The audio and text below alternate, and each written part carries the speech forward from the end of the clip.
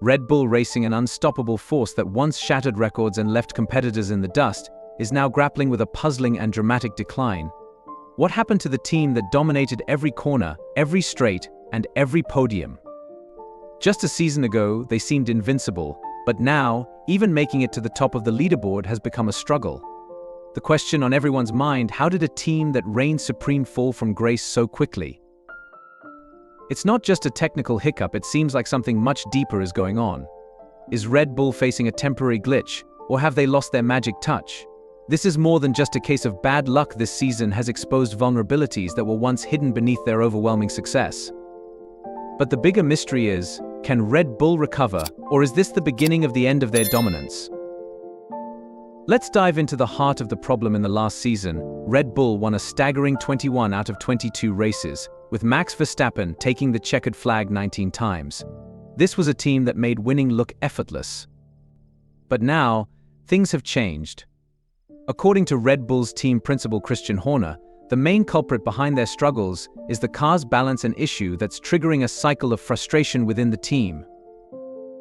After the recent Italian Grand Prix, Red Bull's losing streak stretched to an unbelievable 6 races. Verstappen, who currently holds a 62-point lead over McLaren's Lando Norris with just 8 races left, confessed his growing concern. His car, which was once the crown jewel of Formula One, has turned into what he describes as a monster for the first time. Verstappen admitted that both championship titles, the drivers and constructors, are now hanging by a thread. Could this balance problem be the fatal flaw that Red Bull never anticipated? The signs were there from the beginning, but no one, not even Red Bull themselves, expected such a rapid downfall. Christian Horner, the team boss, highlighted that the car's performance issues have been magnified on specific tracks, such as Monza. He pointed out that these circuits have exposed the flaws that Red Bull is currently grappling with, flaws that didn't seem as apparent last year when they were winning almost effortlessly. Horner explained that the balance issues are creating a vicious cycle within the team. Fixing one problem seems to give birth to another, and the frustration is mounting with each passing race. We knew there were issues at the start of the season, Horner said. But we believed they were minor and could be managed, but as the races rolled on, these so-called minor issues have snowballed into significant obstacles, threatening to derail their entire season. Verstappen, despite his previous dominance, admitted that the car feels unpredictable and unstable. It's like driving a different car every race, he said after the Italian Grand Prix race. Sometimes it behaves, and other times it's completely out of control. Red Bull's once remarkable engineering prowess seems to be faltering, and it's evident that the gap between the car's data from the wind tunnel and its actual performance on the track is widening.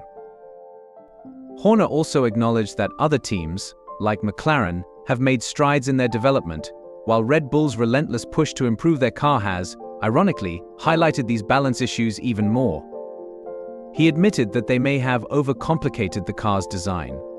Maybe we've made things too complex, Horner said, hinting that Red Bull might need to simplify its approach if they hope to regain their competitive edge. The car's performance window is now so narrow that it has become nearly impossible to predict how it will perform from one track to the next. The balance issues Red Bull is facing didn't just appear out of nowhere. In fact, they had been lingering under the surface since last year, going as far back as the race in Austin. At the time, Red Bull was still enjoying a winning streak, and the problems weren't as obvious. But as the season progressed, the issues with the car's rear end started becoming more pronounced. Both Verstappen and his teammate Sergio Perez attempted to address these concerns by tweaking the car's setup. However, their efforts to fix the rear-end imbalance opened up new problems. Understeer and excessive tire wear became constant headaches for the team. Christian Horner admitted that based on their current performance, both the Drivers' and Constructors' Championships are now under serious threat. The team is not just racing against competitors, but also fighting against the limitations of their own car. He explained that the gap between what the wind tunnel data predicted and the car's actual performance on the track has grown alarmingly large. We need to broaden the car's performance window, Horner said, acknowledging that their complex engineering has perhaps created more problems than it has solved. On the other hand, McLaren seems to have nailed it this season with a simpler, more effective design. Their car has proven to be more stable and adaptable across different circuits, putting Red Bull in a position they haven't experienced in years, chasing rather than leading. For Sergio Perez, the past 15 months have been particularly frustrating. He has openly discussed the ongoing issues with the car, which he believes stem from its development path. While Verstappen was able to manage the car's erratic behavior and maintain his performance, Perez struggled to adapt to the car's quirks. Max's driving style is different, Perez explained. He's naturally less sensitive to the car's problems, which allowed him to perform better even when things weren't perfect. But now, even Verstappen, who has previously seemed immune to the car's flaws, is starting to feel the impact. "I've been complaining about these issues for a while," Perez said. "Now they're so big that even Max is feeling them." He believes that solving these problems could ultimately benefit him more, given that his driving style is more affected by the car's unpredictable handling. Max Verstappen, who once dominated the championship with ease, has not shied away from expressing his frustration. In recent interviews, he has referred to the car as an undrivable monster. The drastic shift in performance has left even the reigning champion grappling to find control. "Last year we had a car that was nearly perfect, probably the most dominant car in the history of the sport. But somehow we've turned it into a beast that's fighting us every step of the way," Verstappen explained. The car's balance issues aren't just affecting individual laps, they are impacting entire races. The consistency that Red Bull built their dominance on is now missing, and Verstappen isn't sugarcoating the severity of the situation. "We're bad everywhere right now," Verstappen said bluntly. No matter what track they're racing on, the car's performance is far from what the team expects. This dramatic fall in form has cast doubt over Red Bull's ability to retain both championship titles.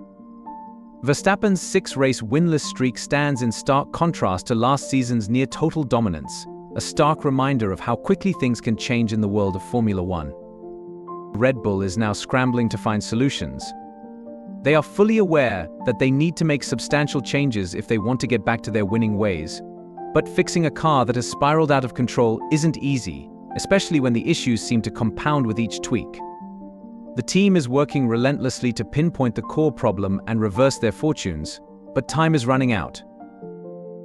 Red Bull's first real attempt to address these problems came in the form of a significant floor upgrade at the Azerbaijan Grand Prix. This upgrade was just the first in a series of developments aimed at improving the car's performance. The changes to the floor were designed to optimize the pressure gradients along the car's underbody, a subtle yet crucial adjustment. Paul Monaghan, Red Bull's chief engineer, explained that while the changes may seem minor, they could lead to significant gains in performance. However, these upgrades are just the beginning. Red Bull knows that it will take more than a few tweaks to bring their car back to the competitive level it once enjoyed. Red Bull's engineering team has been working tirelessly to implement changes, but they know that turning the ship around won't be instant. The floor upgrade introduced at the Azerbaijan Grand Prix was a crucial step, yet it's just one piece of the puzzle. The adjustments made to the car's tunnel geometry were intended to improve the aerodynamics and stabilize the car, particularly under high-speed conditions. Chief Engineer Paul Monaghan emphasized that while the upgrade seemed small, its potential to make a big difference in the long run shouldn't be underestimated. However, Red Bull is well aware that quick fixes won't be enough. The team is preparing for a more significant overhaul in the coming weeks. Monaghan hinted that the real improvements might not be fully visible until the later races, as each change requires time to assess and fine-tune. He mentioned that the team had already brought enough upgraded parts for both cars at the Baku Grand Prix, allowing them to run back-to-back tests and compare performance across different specifications. This method of split testing is crucial in identifying what works and what doesn't. The urgency behind these updates cannot be overstated. Red Bull's recent defeat at the hands of McLaren, particularly in Italy, sent shockwaves through the paddock. The team found themselves not just behind, but way off the pace, finishing as the fourth fastest team. This was a hard pill to swallow for a team that had spent the last few years leading the charge. Monaghan acknowledged the gravity of their current situation, stating, "We can't afford to stand still." He made it clear that simply hoping for improvement isn't an option. The team must continue pushing the boundaries to get back on track. The changes go beyond just fixing the floor geometry. Red Bull knows that addressing their car's problems requires a holistic approach. Every component, from the front wing to the rear suspension, is under scrutiny.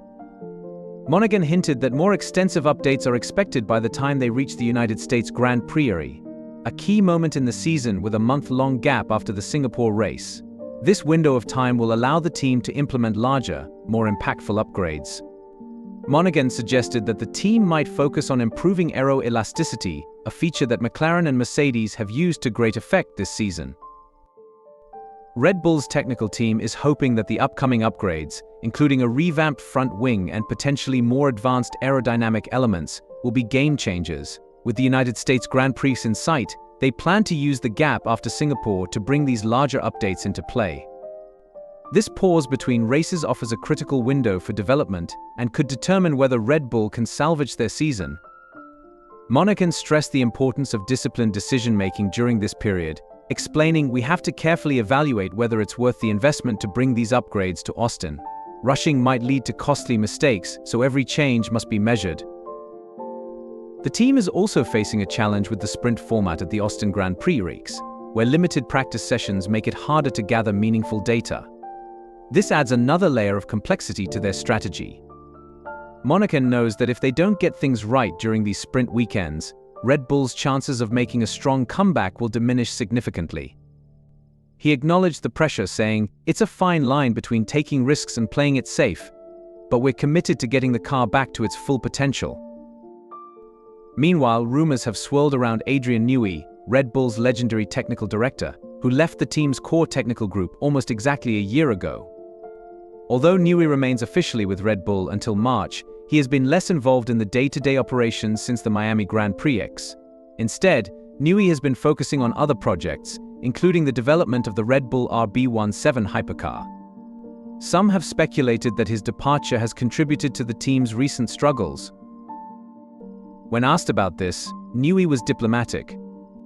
He acknowledged the rumors, saying, "I've heard the speculation, but I don't really follow the press closely. Since I stopped working on the RB20 after the Japanese Grand Prix in April, I haven't been involved in the car's development. So I really can't comment on the team's recent performance issues."